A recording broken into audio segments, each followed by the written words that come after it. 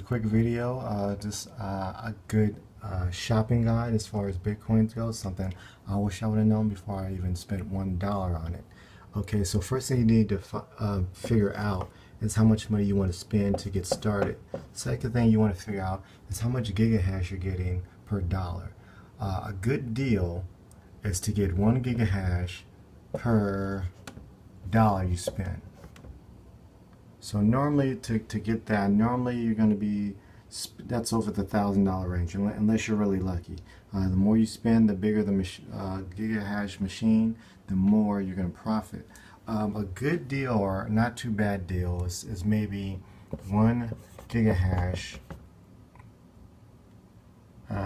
per, I would say max out at $3. So if I'm getting, let's say, a machine that has 30 gigahash, and I'm paying 30 to, let's see, 90 bucks. That's not too bad. Not too bad, but I still will want to stay into the $30 range. So if you have a machine pushing 30 gigahashes and you're paying about 30 bucks for it, that's not too bad of a deal. However, something that you need to figure into that is how much extra hardware is going to cost you. Hardware can be the power supply. It also can be a Raspberry Pi for the controller. Some of them have their own specific software. You have to get that, or you can't even use the unit. The best bets when you're buying a miner, I say right now with the difficulty where it's at, I would say I wouldn't start any less than 60 gigahash minimum, and preferably 100. So with that, the machine's going now. The biggest thing, everybody wants to upgrade. So if you're going to start in that range, that's where you want to go. Anything less than that is honestly people upgrading, trying to get rid of that, trying to get something faster. At around 60 to 100 gigahash, you're still making a profit. So I would say there's a couple things to also think about too. One, I don't know why I wrote that. Upgrade. One of the biggest things on your mind should be upgrading as soon as possible.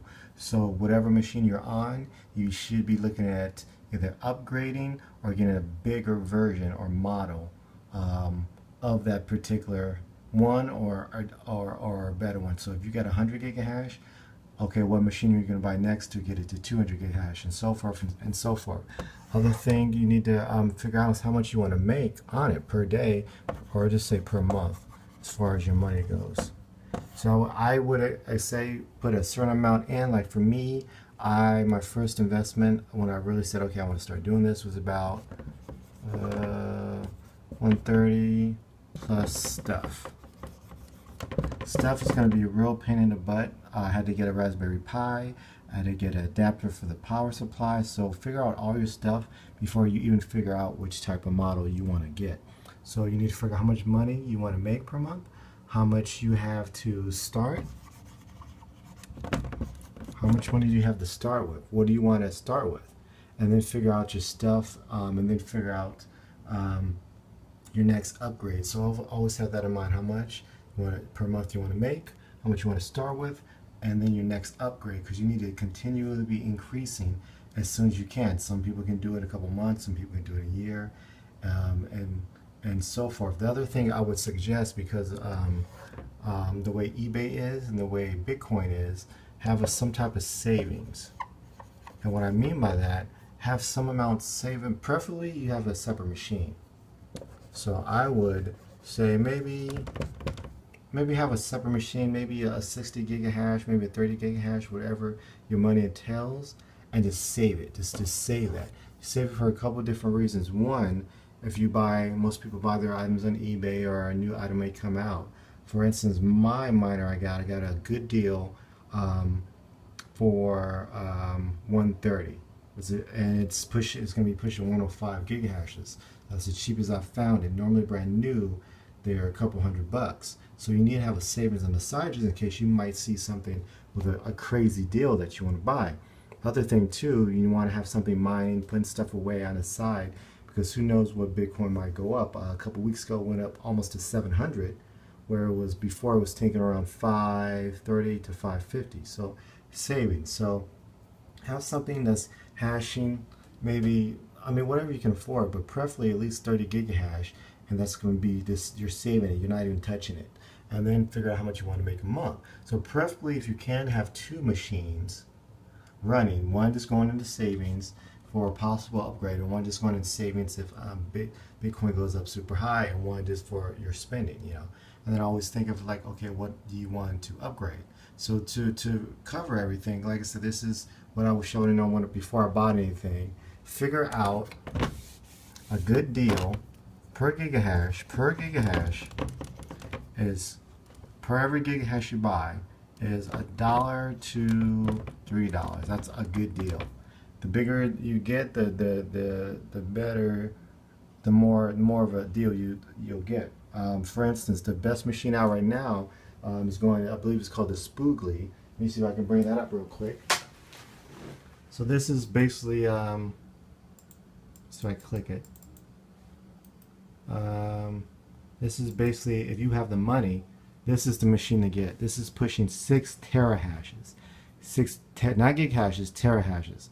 So this is right under 6,000, but even with today's numbers, even if it goes down to 5 something, you'll recoup your money in 1 month. The other thing good about this, and I suggest buying what's called a standalone miner, which basically means you plug it in, you set up, and you do nothing with it. You don't need your computer on necessarily. Also too, some models say they're standalone, and some really aren't. For instance, the Blockcube is really not standalone because you need a proxy to run it, so you need a computer on running it. You can use Raspberry Pi, but like I said, for your money, for ease of use, best thing is to get a standalone. So you set it up, plug it up, and you're good to go. Nothing else to do. So let me see if I can make that smaller. So right now, this is the one I have that I got actually a really good steal on. It's going to be different makes, and people may or may not like different makes. This one I paid, got a good deal on. I paid $130 delivered. So that's total all and everything. That's going to be pushing 105. And I can overclock it, but because of my power supply, I may or may not do that. There's some reference I got to figure out online or whatnot. So that's pushing 105. This is the Avalon 2 single model. Something else I have to also point out. One of the biggest models out is BFL, and that's just Butterfly Labs. Now, honestly, as far as miners go, they are pricey, but what you're paying for is the support. They have an awesome support. You can call them or email them, and they'll actually reply back. The Avalon 2 bot, I went on their site, emailed them a couple times, can't call, no one answers. No real support. It's of course overseas, but the Butterfly Labs, if you buy one brand new, they come with the software, everything good to go. You really don't need a driver. It's just good to go. So with the added price tag, you are paying for the ease of use.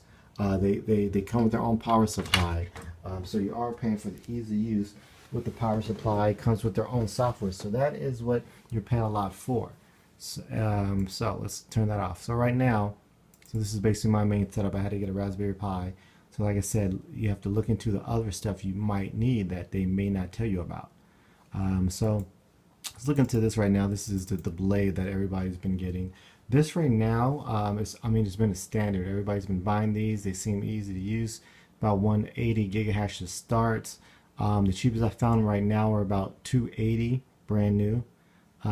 Which isn't bad, because that still under $2 per gigahash, so that's really not bad. The only thing, like I said, with the stuff, you still have to look at a power supply. Also, don't go cheap on the power supply, because you always want to upgrade. So these are pretty good. Upgrade used by another one. There's not a bigger one than this. Is another one. So if you look on eBay, a lot of people are getting rid of these because they're up. Like I said, people are upgrading. So right now, I'm going to show you the next mini upgrade. But right now, let me show you the RBox. A lot of people, these are brand new. A lot of people are getting these. But like I said, beware of stuff. So right now this is pushing at 30 gigahashes.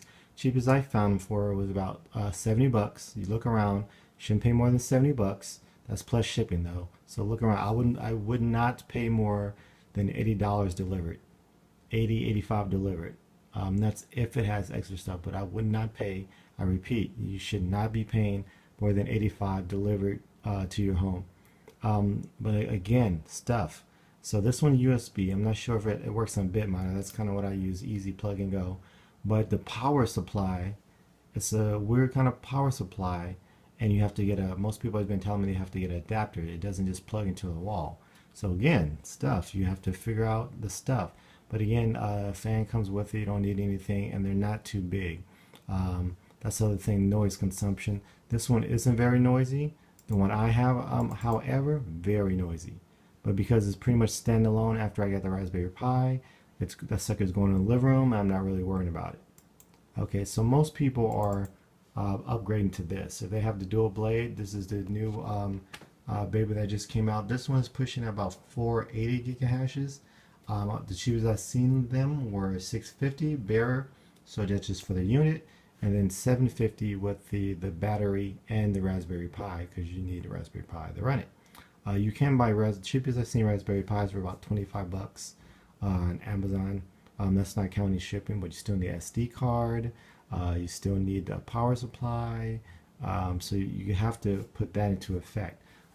So like I said, this is of course the big daddy of them all. I mean, if you have the money, if I would have known about this before I paid off all my bills and my little 401k, I would have took the couple thousand. This is, like I said, about a little under 6,000. But the return on this you'll make up in 1 month. This is Spoolie. I think the company's out of Israel, and this is pretty much best of all worlds. This is standalone. They have their integrated miners inside, so no extra software or anything to buy. Plug it up, set it, and you're good to go. That's 6 terahashes. Some of these are, I mean, for what you get, it's cheaper than anything on the market right now. Most of everything else on the market is only pushing at maybe 2. And for the size wise, I mean, you can go on and see the video. They have, which is very nice. The company has a video showing you how to set everything up, which pretty much no other video have. So this has the support of something like a Butterfly Labs, and the price as far as some of the other ones. So just to review, before you start buying, sorry for the video, before you buy a miner, figure out how much you want to spend. So how much do you want to spend? And then figure out how much, so gigahash per $1. So a good deal, $1 to $3. That's kind of what you want to stay in. So if something is 10 gigahash,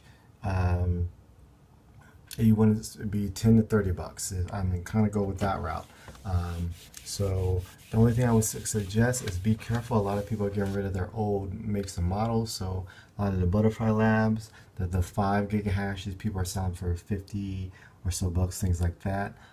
If you're really short on money, the best thing I would say to get involved right now is the CX, and that's cloud hashing. So that's not too bad.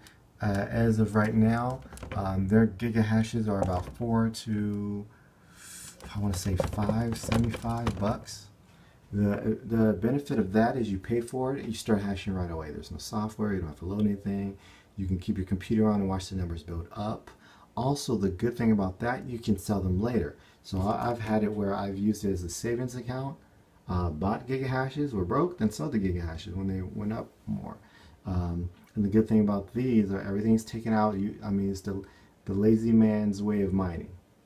You can sell it later. If you ever get to a high gigahash, I think it's maybe around 180 gigahash, you can actually turn that gigahash in for hardware and mine yourself at home and not even be bothered with it. Let's see if I can show you that website really quick. So get rid of the Dream Machine that everybody wants.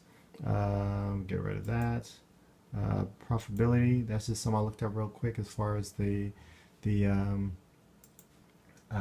Machine. That's about $6 grand. Like I said, if I had the money, I would say forget that, forget a car, buy that. In 1 month, you recoup your money. So this is CEX, Bitcoin Exchange. Like I said, you can buy if you're. I mean, if you're dirt broke, you can buy with a. I use. You can buy an exchange. If you're really lucky, you can use an ATM machine. If you're in a lucky city, we actually just got one. I haven't checked out yet. Let's see if I can log in real quick to show you. This is also nice. It has two recognition, which basically means there's going to be a little app on your phone, and okay, I didn't log in. That's stupid. So it's going to be a little app on your phone that verifies that you're logging in. So this is, like I said, if you really don't have, I would say as far as money wise, I mean, look into at least 300. Start off with 300. So that's just like what my mistakes I made and what I wish I knew before I bought any hardware at all. You have any questions or anything, shoot me out, and I try to answer whatever questions I can. You guys, happy mining.